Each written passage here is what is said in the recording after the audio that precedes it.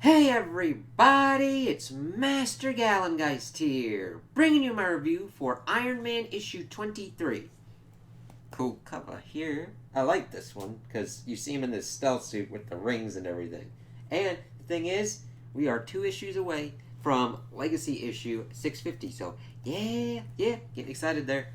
And this one pretty much is getting us to an end game kind of state for the whole source control kind of storyline as we're going through. Now, granted, I understand that it's like, hey, didn't it feel like it just started? And it kind of does feel that way.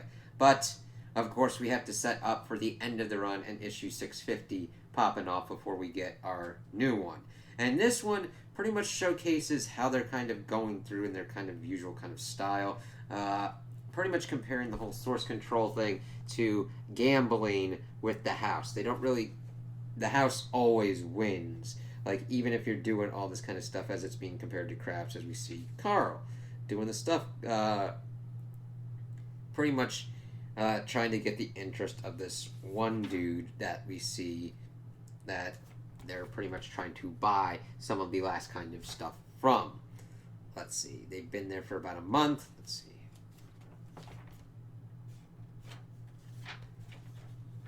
And they're just going through, let's see, Tony spent $60 billion.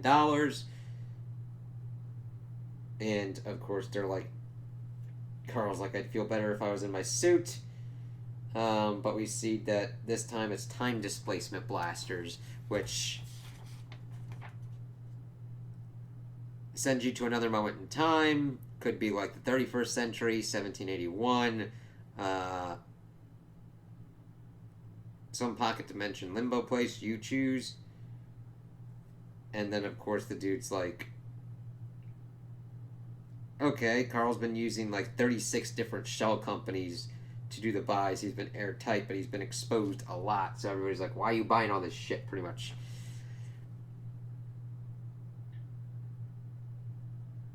But all the buyers trace back to him. And of course, they then take him and shoot him with the time displacement. And it's like, ah, shit. Rhodey's like, I'm going to be going in. And it's like, nope. War Machine shows up, blows the whole lid off. And they need the blasters. So we see that Tony goes in with his stealth armor, which looks very nice. Like, it just looks pretty awesome. I mean, granted, it's pretty much the same as we've seen, but I do like the coloring and the use of more red repulsor blasts to kind of differentiate from his usual kind of armaments. And it also helps that since he's in a more black suit, having the red helps to give some color popping to the armor and kind of differentiate him from the background.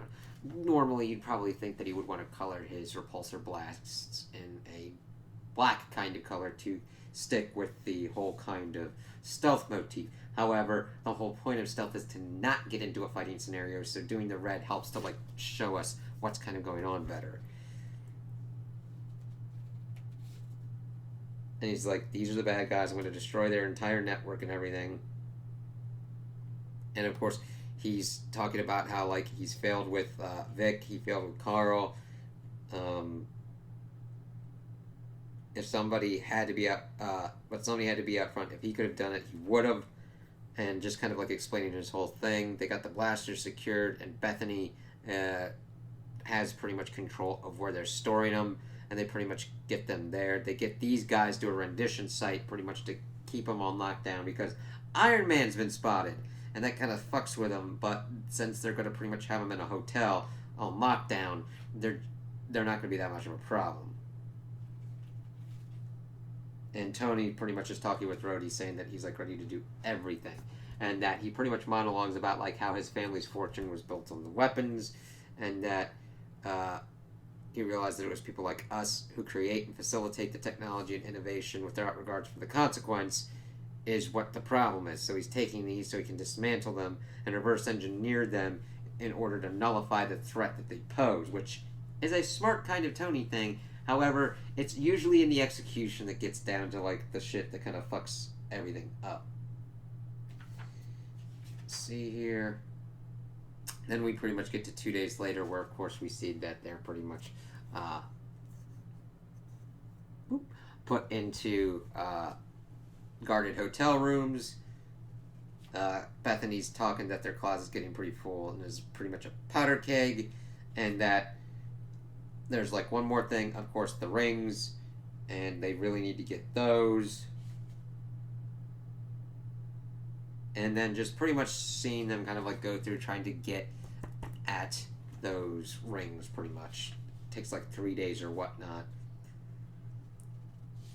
And he just pretty much talks about how he hopes that like Rhodey forgives him and kind of trusts him for what kind of went on when he was cosmically powered and everything. And that saying pretty much that Iron Man was built to disarm those who seek to weaponize against others for power. He built myself to stop them, and he will.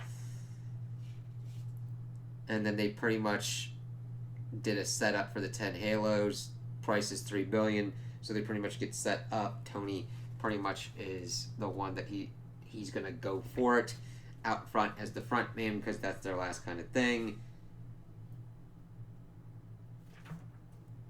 And then we see that this is the top tier of the Source Control Spy Master, which I do like that kind of art style to kind of like show him, even though I don't really know that much about the character. And then he's pretty much questioning what's kind of going on, if the Avengers or Interpol are going to come after him. He's like, nope, I'm just giving you the money, and you walk. Oh, that's kind of morally gray, but he kind of just wants it. The $3 billion's confirmed and pretty much sent. And he's like, okay, there you go. But he sees that they're fake, and he wants his stealth armor. But Rhodey, of course, pops up to kind of help him out. But then we see that Karl pops up and is pissed off because he was sent a week into the past. Spy Master had him made by then, and pretty much says that he saw that Tony was setting him up as bait and using him as a pawn, and was pissed off and starts kind of like fighting him a little bit.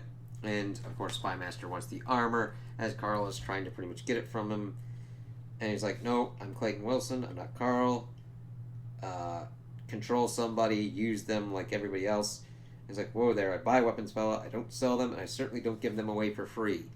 And he's like, I'm sorry, but the rings are already off the market. And it's like, you already took his money, and that Cobalt Mine's the one that bought him, and he pretty much pops up. It's like, shit, that's not cool. He's got all the rings and his armor and shit. That's going to be pretty nasty. So we'll kind of have to see how Tony kind of deals with the Cobalt Man with that kind of power and everything. So this was a pretty light issue in that they kind of went through, they wanted to focus more on the Mandarin rings, which I think was the more kind of prudent course of action, because this could have really been a kind of longer arc, but I know that they don't have as much time for this creative team to kind of finish out, get to the 650, and then get the new creative team gunning and running for what they're doing for Iron Man. So I do think it was the more prudent choice to just mainly focus on the Iron Man rings, not Iron Man rings, fuck me, the Mandarin rings and what's kind of going on with that.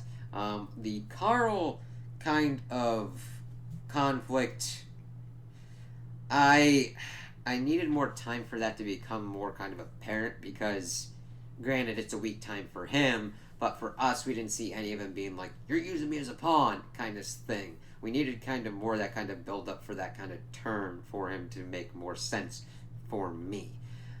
So the biggest kind of draw for me in the next one is seeing how Tony is going to deal with Cobalt Man with the Mandarin rings and what's going to be going on with that. So it'll be interesting to see how this kind of shakes out, because we're pretty much going to have Tony in a kind of rock bottom kind of scenario again. No company, no money, probably the barest kind of armor and whatnot, and how he's going to build himself back up and what kind of strategy he's going to go from there. So that's definitely a good kind of spot to kind of leave for our next creative team to go on, and that's the kind of thing that I'm really looking forward to. So those are my opinions on the issue. Tell me what you guys think in the comments below. If you liked it, if you didn't like it, if you agree with me, if you disagree with me. Also like and subscribe, and I hope you have a good day.